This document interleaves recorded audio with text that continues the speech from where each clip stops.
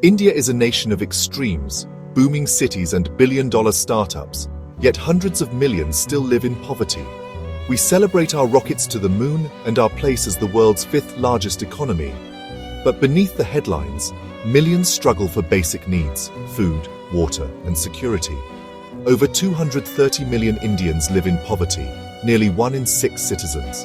For them, progress isn't measured in GDP but in the hope for a meal or clean water.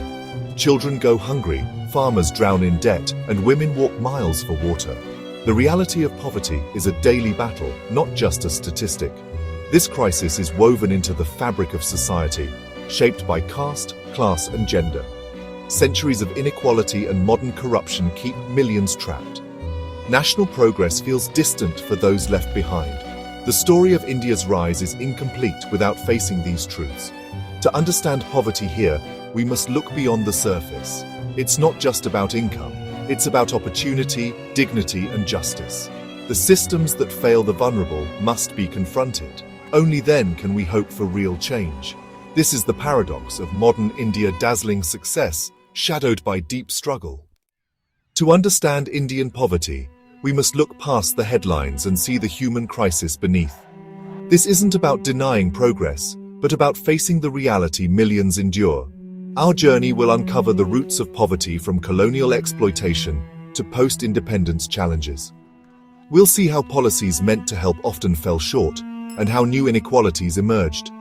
Ancient hierarchies like caste still dictate opportunity, while modern forces create new vulnerabilities. The faces of poverty change, but exclusion and exploitation persist. Eradicating poverty requires more than economic fixes. It demands a rethinking of our priorities. We must confront corruption, discrimination, and systemic failure. This is a call to see the full picture, not just the convenient narrative. If you're ready to face the truth, let's begin this conversation. The struggle is real, and it demands our attention. 3 centuries ago, India was a global economic giant, contributing nearly a quarter of the world's GDP. Its wealth was built on thriving trade, skilled artisans, and vibrant markets. The British East India Company changed everything, not with armies, but with contracts and economic control. Their goal: extract wealth, not develop the land. New land taxes like the Permanent Settlement Act crushed farmers, trapping them in debt and landlessness. Indian textile industries, once world-renowned, were deliberately destroyed. British policies imposed tariffs on Indian goods and flooded the market with cheap British cloth. In Bengal, weavers were brutalized to eliminate competition. India's cotton became raw material for British mills, not local prosperity. The result: a thriving economy dismantled, millions pushed into poverty. Colonialism wasn't just conquest, it was economic warfare. The legacy of this destruction still shapes India's struggles today. Understanding this past is key to understanding present poverty. The drain of wealth was not theory. It was the reality of colonial exploitation. Between 1765 and 1938, Britain extracted the equivalent of $45 trillion from India.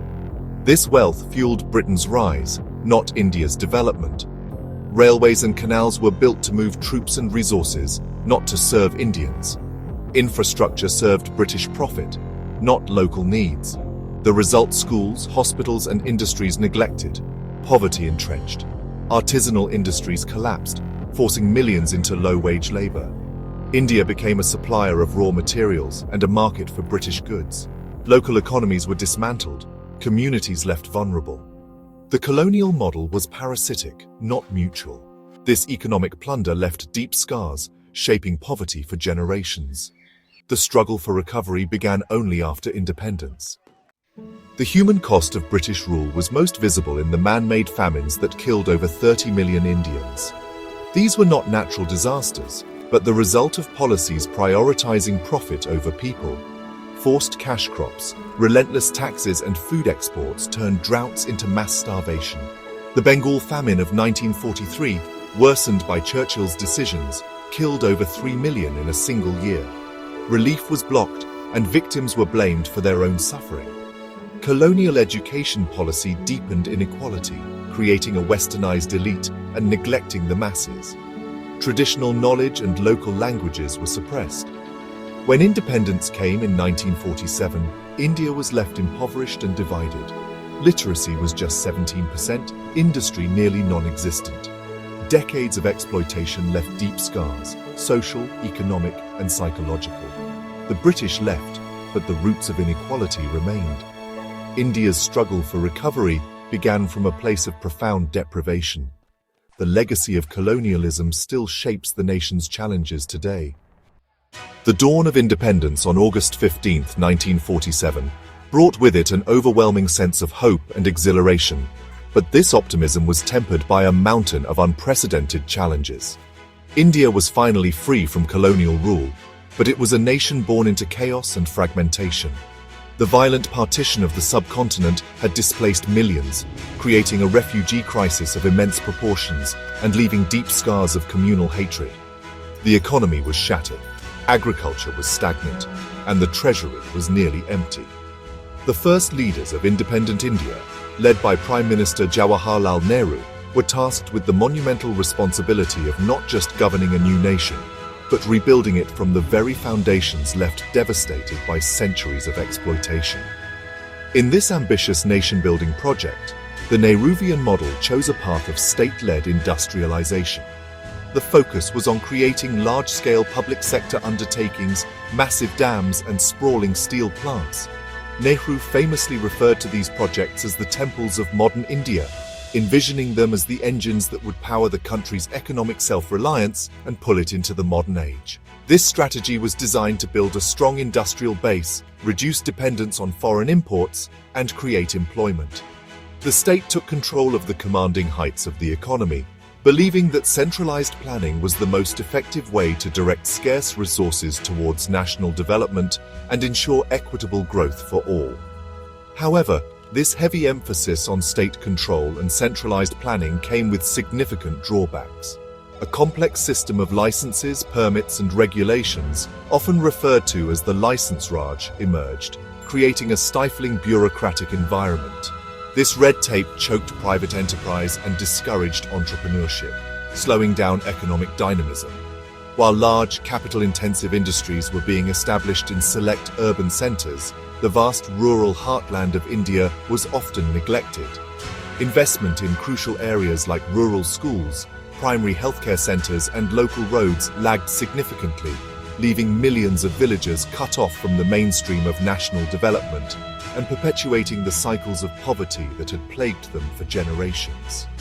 The dream of a prosperous, self-sufficient India was pursued with sincere intention, but the path chosen was fraught with difficulties. The leaders had to navigate the immense challenge of unifying a diverse and deeply unequal society while simultaneously trying to kickstart an economy from scratch. The initial focus on heavy industry was a strategic choice aimed at building long-term capacity, yet it inadvertently delayed the immediate delivery of basic services to the rural poor. The task was immense: to heal the wounds of partition, to feed a hungry population, and to lay the groundwork for a modern state, all while grappling with the deep-seated structural weaknesses inherited from the colonial era. India charted a unique economic course by adopting a mixed economy model, a hybrid system that sought to combine the socialist goal of equitable distribution with the capitalist engine of private enterprise. The state would control key strategic sectors, while private players would be allowed to operate in others, theoretically creating a balance between public welfare and economic growth. Successive five-year plans were launched with the noble objective of methodically allocating resources, reducing regional disparities, and lifting the poorest sections of society out of destitution. These plans were comprehensive blueprints for national development, outlining ambitious targets for everything from agricultural output to industrial production and social infrastructure. Despite these grand plans and sincere intentions, a persistent gap emerged between policy and practice. The implementation of many well-meaning welfare schemes faltered on the ground, hampered by bureaucratic inefficiency, logistical hurdles, and a lack of last-mile connectivity. Many of the benefits and resources earmarked for the poor never reached their intended recipients. The top-down approach to planning often failed to account for local needs and realities, resulting in policies that were ill-suited to the diverse conditions across the country. the promise of redistribution remained largely on paper, and the fundamental structure of inequality with a small, powerful elite controlling most of the resources remained largely intact. By the 1980s, the limitations of this economic model were becoming starkly evident. The economy was growing at a sluggish pace, often mockingly referred to as the Hindu rate of growth. Unemployment, particularly among the educated youth, was on the rise, creating social unrest and frustration.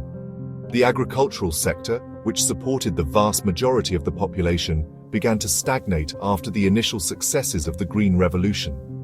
Poverty levels remained stubbornly high, with millions still trapped in a life of hardship and deprivation. The initial optimism of the post-independence decades had given way to a sense of disillusionment as the dream of rapid, equitable development failed to materialize for the masses. This period also saw the insidious spread of corruption, which seeped into nearly every layer of governance and public life. The complex web of licenses and regulations created countless opportunities for bribery and cronyism, turning the system of state control into a source of illicit profit for a nexus of powerful politicians, bureaucrats, and businessmen. Welfare programs, designed to be a safety net for the poor, often became tools for patronage and embezzlement. This systemic corruption not only diverted precious resources away from development, but also eroded public trust in the state's ability to deliver justice and opportunity, further entrenching the power of the privileged and marginalizing the poor. A critical challenge that independent India struggled to address was the issue of land reform. The unequal ownership of land was a primary driver of rural poverty, with a small number of zamindars, or landlords, controlling vast tracts of agricultural land, while millions of tenant farmers and landless laborers toiled in poverty.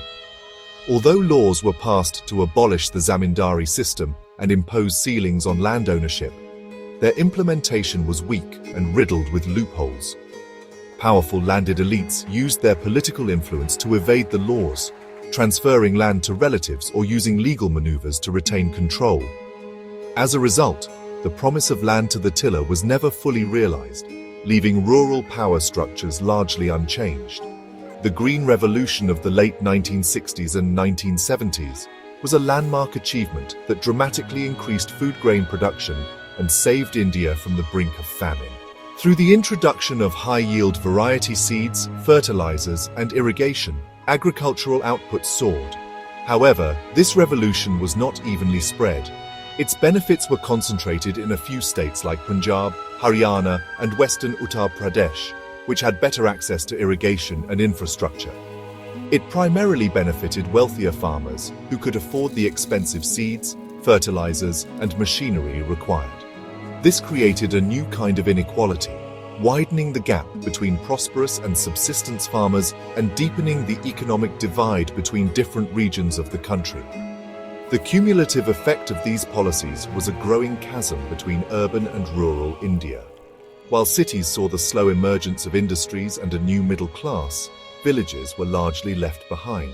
They suffered from chronic underinvestment in basic infrastructure like all-weather roads, reliable electricity, and sanitation. Rural schools often lacked qualified teachers and adequate facilities, while primary health centers were short of doctors and essential medicines. This neglect fueled a continuous migration of people from villages to cities in search of work, but they often ended up in overcrowded slums, swapping rural poverty for urban squalor and joining the ranks of the informal workforce with no security or rights. Ultimately, the post-independence dream of achieving broad-based economic justice proved elusive. The groups who had been historically oppressed and marginalized were the ones who suffered the most from these systemic failures. Dalits, who were often landless laborers, saw little improvement in their economic condition despite constitutional protections. Adivasi, or tribal communities, living in resource-rich forests, were displaced by large development projects like dams and mines, losing their lands and livelihoods without adequate compensation. Women, particularly from poor rural households, continued to face the double burden of poverty and patriarchal discrimination. The promise of independence had been fulfilled, but for millions, true freedom from want and inequality remained a distant horizon. To understand poverty in India, one must look beyond economics and confront the deep-seated reality of caste. The caste system is not merely a relic of the past or a simple social structure, it is a rigid, hierarchical framework of economic exclusion that has systematically oppressed entire communities for centuries. It dictates social status, occupation, and access to resources from the moment a person is born. For thousands of years, this system has been used to justify and enforce inequality, creating a deeply entrenched form of structural poverty that is passed down from one generation to the next. It operates as an unseen chain, binding individuals to a predetermined fate of disadvantage and marginalization, regardless of their individual talents or efforts to break free. At the bottom of this hierarchy are the Dalits, formerly known as untouchables, and other lower caste groups. Historically, they were systematically denied the most fundamental rights, including the right to own land, pursue an education, or choose their profession.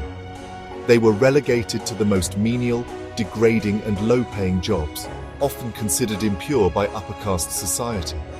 This historical injustice has created a legacy of landlessness and economic vulnerability that persists to this day. Even now, a disproportionate number of Dalits are landless agricultural laborers, dependent on the whims of upper caste landowners for their survival, and trapped in a cycle of debt and dependency that mirrors the feudal systems of the past. One of the most horrific and enduring symbols of this caste-based economic oppression is the practice of manual scavenging.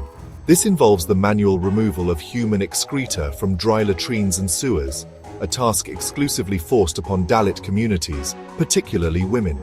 Despite being officially outlawed by multiple acts of parliament, the practice continues in many parts of the country due to a combination of social prejudice and the state's failure to provide alternative livelihoods and proper sanitation infrastructure.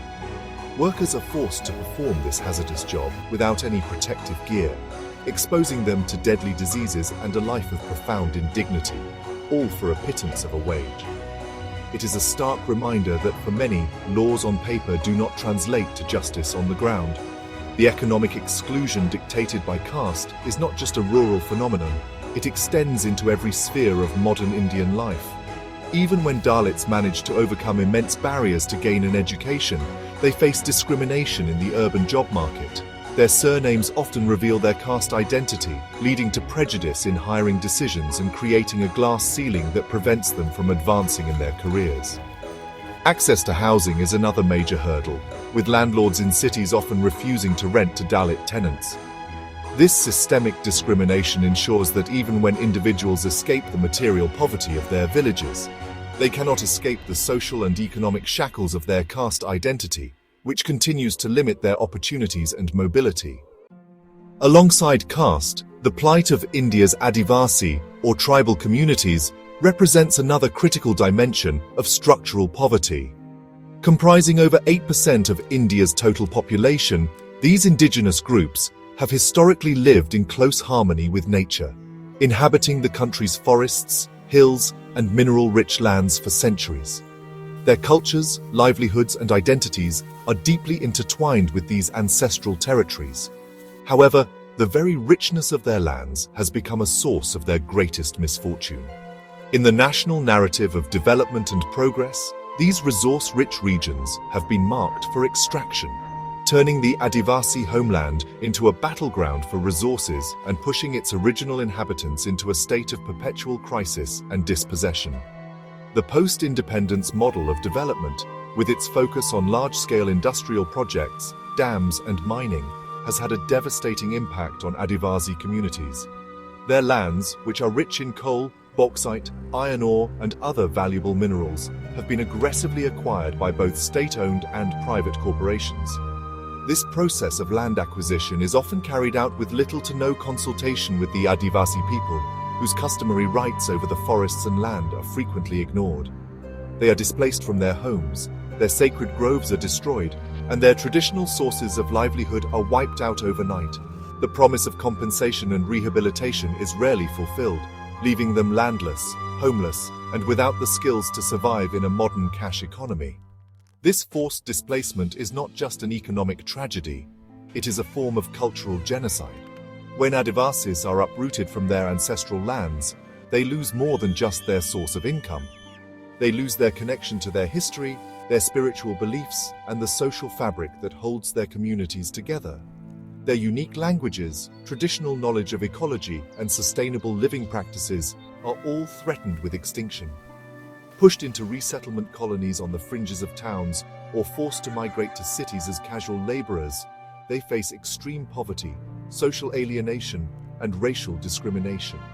They become strangers in their own country, their rich cultural heritage erased in the name of a development model from which they receive no benefits.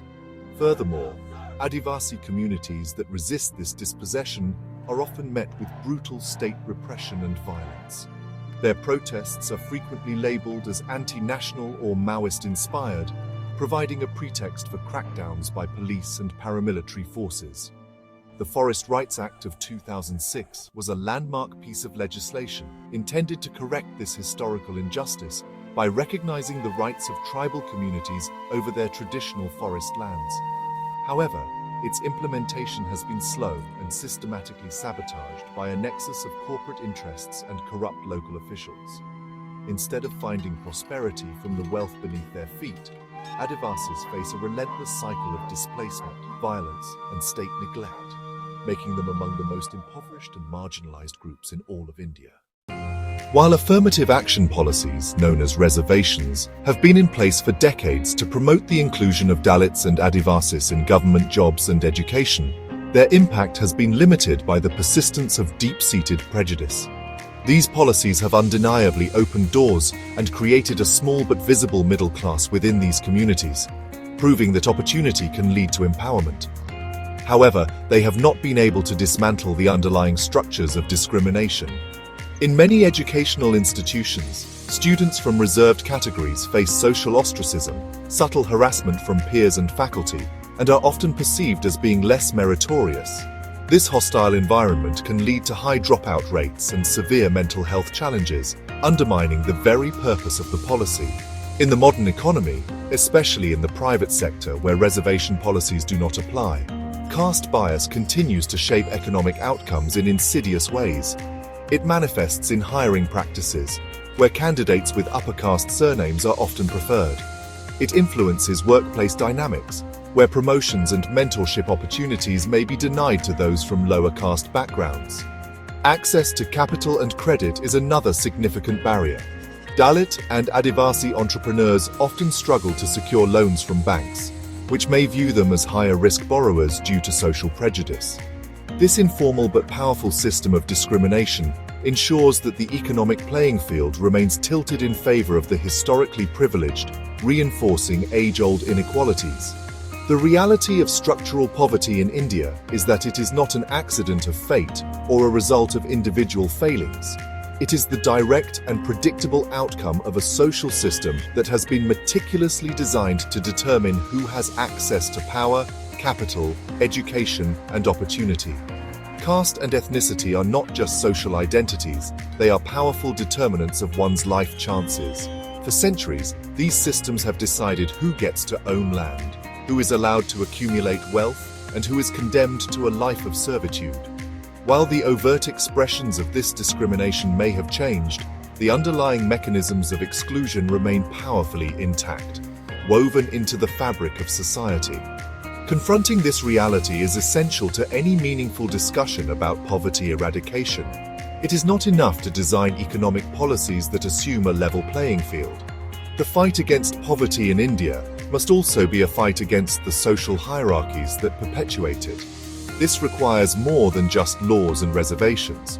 It demands a fundamental shift in social attitudes, a rigorous enforcement of anti-discrimination laws, and a conscious effort to dismantle the networks of privilege that keep certain communities trapped at the bottom. Until caste discrimination is confronted head-on, rather than being brushed aside as a problem of the past, millions will remain locked in a poverty that was manufactured for them centuries ago. In contemporary India, the face of poverty has evolved. While the spectre of absolute starvation has receded for many, it has been replaced by a different, more pervasive form of economic vulnerability. Today, poverty is less about a complete absence of income and more about the profound lack of security. the absence of choice, and the constant gnawing fear of slipping back into destitution with the slightest shock.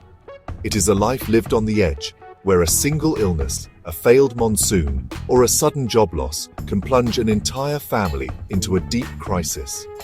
This modern poverty is defined by a precariousness that shapes the lives of hundreds of millions, even as the national economy continues to post impressive growth figures on the global stage. The engine of this precarity is the vast informal sector, which dominates India's labour market. An astonishing 80% of the country's workforce is employed in this unregulated sphere. This includes street vendors, construction workers, domestic help, rickshaw pullers, and small-scale factory hands. These are the people who build our cities, clean our homes, and keep the wheels of the economy turning. Yet they remain largely invisible in official economic narratives.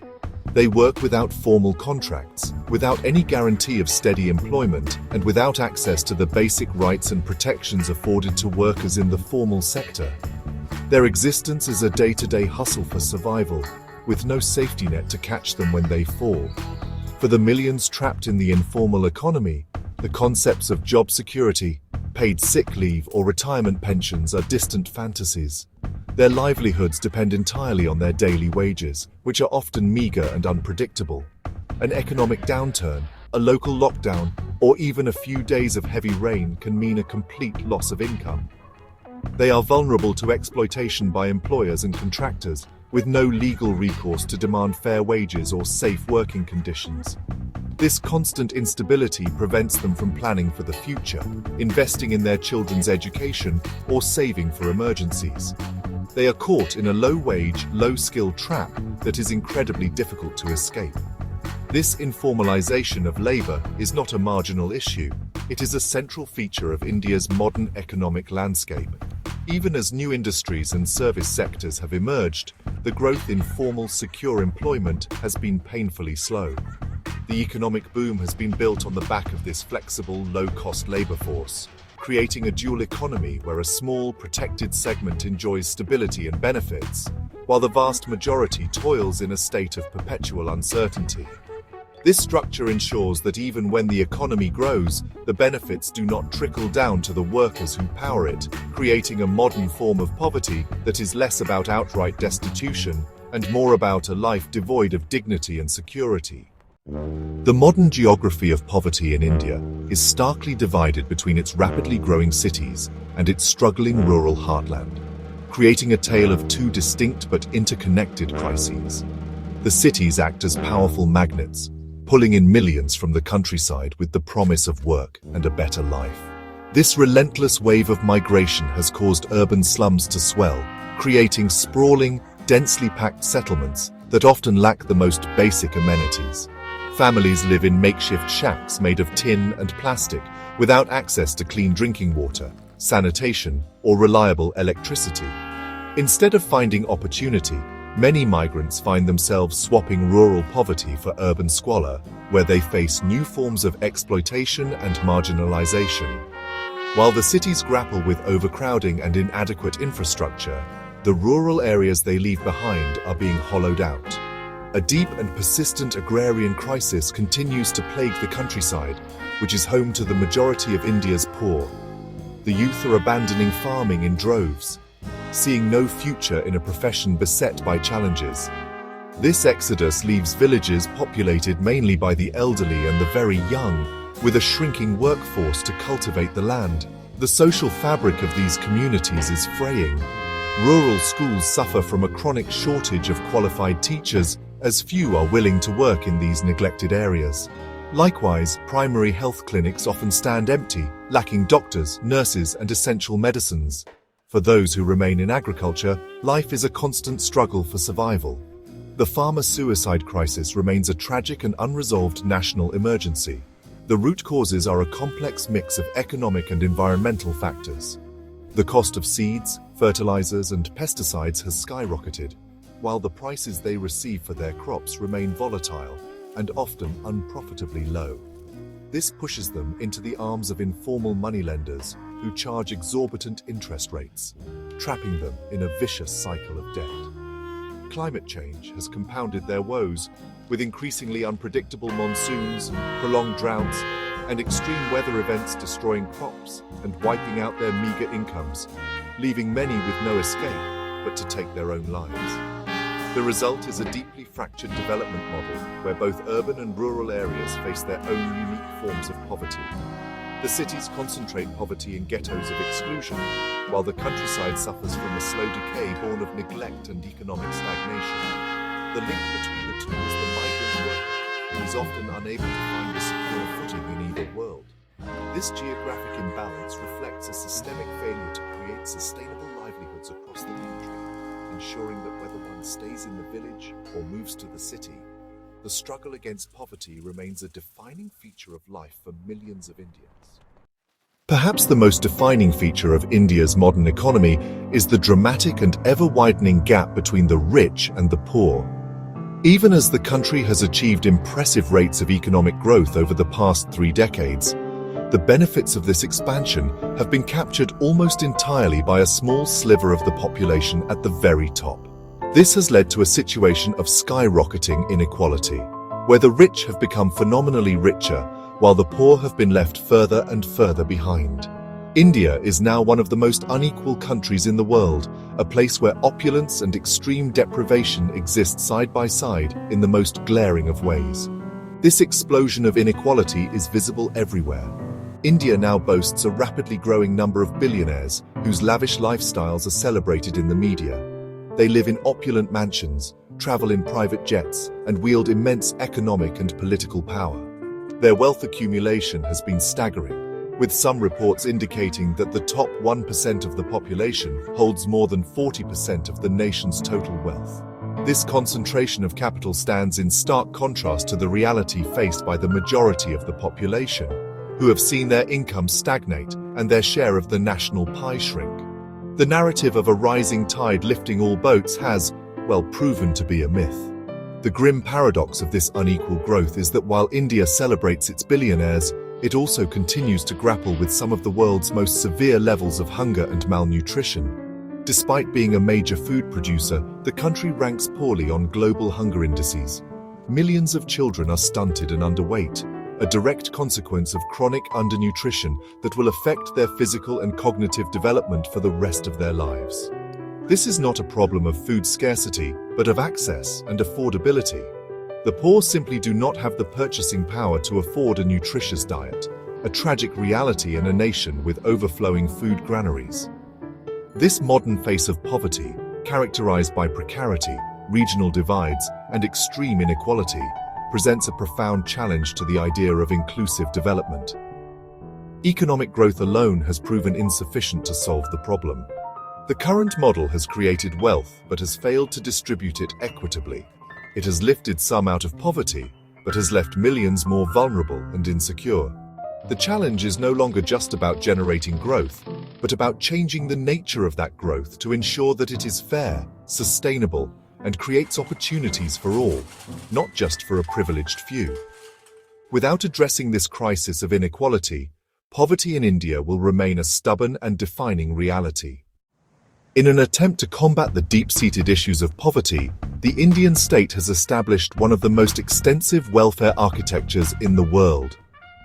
On paper, the government spends billions of dollars every year on a wide array of schemes designed to provide a safety net for the most vulnerable. These programs aim to deliver subsidized food, guaranteed employment, healthcare, and education to millions. The crucial question, however, is how much of this massive expenditure actually reaches the people it is intended to help. The unfortunate reality is that many of these well-intentioned schemes are plagued by systemic leakages, pervasive corruption, and crippling inefficiency, which significantly undermine their impact and betray their core purpose of social protection. A prime example of this systemic failure can be seen in the Public Distribution System, or PDS, which is the government's flagship program to ensure food security for the poor. The PDS is supposed to provide essential commodities like rice, wheat, and sugar at highly subsidized rates through a vast network of ration shops. However, the system has long been riddled with corruption. A common issue is the creation of fake or so-called ghost ration cards. which allow corrupt shop owners and officials to divert subsidized grains to the open market for a hefty profit. Furthermore, genuine beneficiaries often face harassment, are forced to pay bribes, or are given less than their entitled quantity of food, effectively stealing food from the mouths of the hungry. Another ambitious program, the Mahatma Gandhi National Rural Employment Guarantee Act, or MNREGA, was designed to tackle rural poverty by promising at least 100 days of wage employment to every rural household. While it has provided a crucial lifeline for millions, its implementation has been marred by similar problems. Delayed wage payments are a chronic issue, forcing desperate workers to wait for months to receive their earnings, which really defeats the program's purpose as a timely safety net. The scheme is also susceptible to corruption through the creation of ghost workers, names entered into official records for work that was never done, with the wages being siphoned off by corrupt officials and local power brokers, turning a pro-poor policy into a tool for illicit enrichment. The public health and education systems, which are meant to be the cornerstones of social development, are similarly stretched thin and compromised.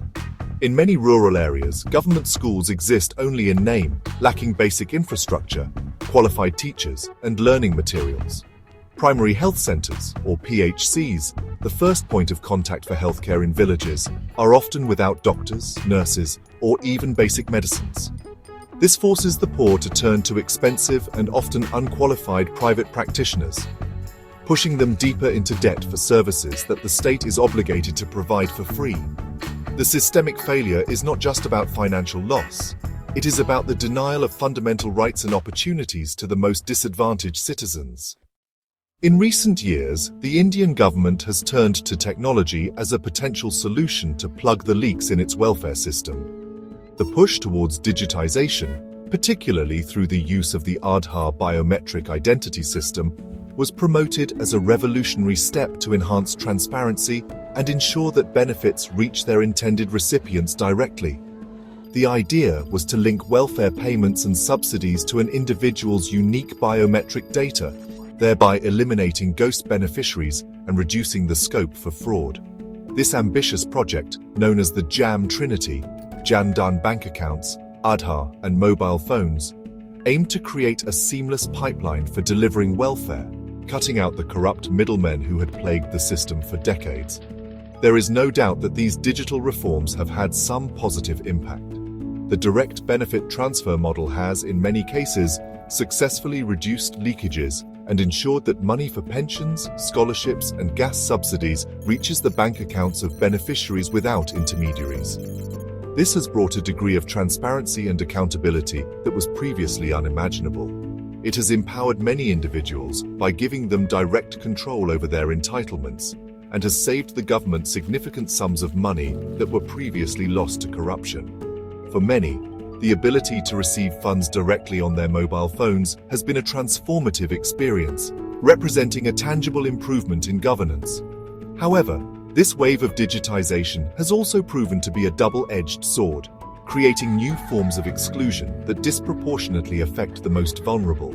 The very technology designed to include people has, in many instances, ended up excluding them. A major problem is the issue of biometric failure. The worn-out fingerprints of elderly citizens or manual laborers often fail to register on the electronic point-of-sale machines at ration shops, leading to them being denied their legal entitlement to food. In remote areas with poor internet connectivity, the system frequently breaks down, leaving people unable to authenticate their identity and access essential services for days on end.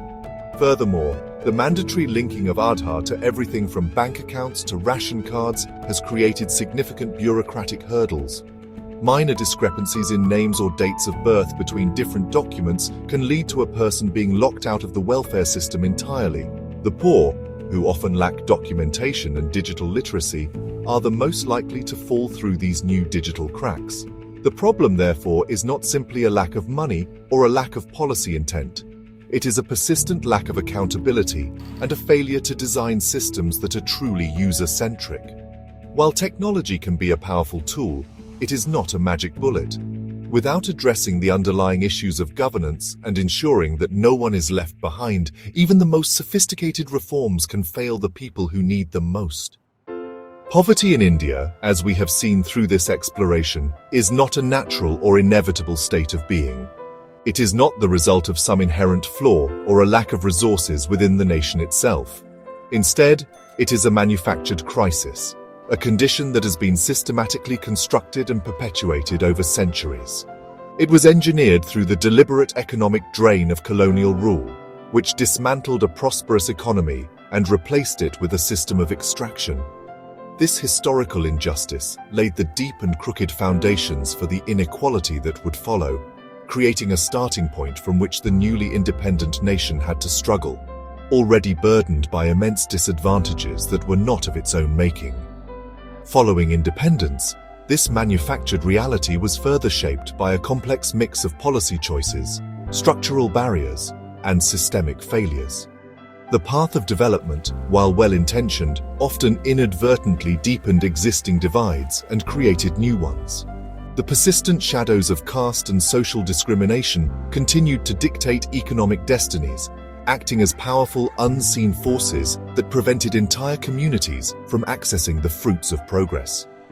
The modern economy, with its vast informal sector and skyrocketing inequality, has only reshaped this poverty into new forms of precarity and vulnerability. This intricate web of historical burdens and contemporary challenges proves that poverty is not a simple problem but a complex, man-made phenomenon. Because poverty is manufactured, it can also be dismantled. This is the most crucial understanding we must take away. It is not a permanent fixture of the Indian landscape. The chains of history, while heavy, can be broken. The structures of exclusion, while deeply entrenched, can be challenged and pulled down. Eradicating poverty is not a utopian dream, but an achievable goal, provided there is a collective will to confront its root causes head-on. This requires moving beyond simplistic solutions and temporary fixes, and instead committing to a long-term project of deep structural transformation that aims to build a more just and equitable society from the ground up. The first step in this dismantling process is recognition. We must acknowledge the uncomfortable truths about how our society and economy are structured. We must see poverty not as the failure of individuals, but as the failure of systems. It requires us to look at the whole picture, from the historical injustices of colonialism to the modern-day realities of corruption and discrimination.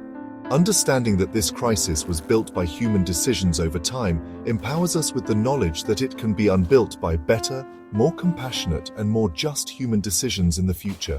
The challenge is immense, but it is not insurmountable. The story of India is not solely one of struggle and deprivation. It is also a powerful testament to the resilience, resistance, and unwavering hope of its people. Across the country, in every village and every city slum, millions of individuals are working tirelessly every single day to build a fairer and more dignified life for themselves and their communities. We see this in the grassroots movements fighting for land rights, in the civil society organizations working to ensure welfare schemes reach the last mile, and in the everyday courage of individuals who stand up against discrimination. This immense human spirit is India's greatest asset in its fight against poverty. However, resilience alone is not enough. It must be met with meaningful systemic reform. The path forward requires a radical reimagining of our development priorities. We must move towards a model that prioritizes universal basic services, ensuring that every single citizen has guaranteed access to quality education, healthcare, clean water, and secure housing. It means creating an economy that provides a living wage, not just a minimum wage, and that offers social security to all workers, especially those in the informal sector.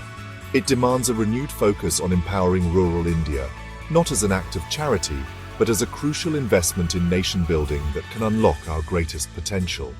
To achieve this, we must stop looking away from the hard truths.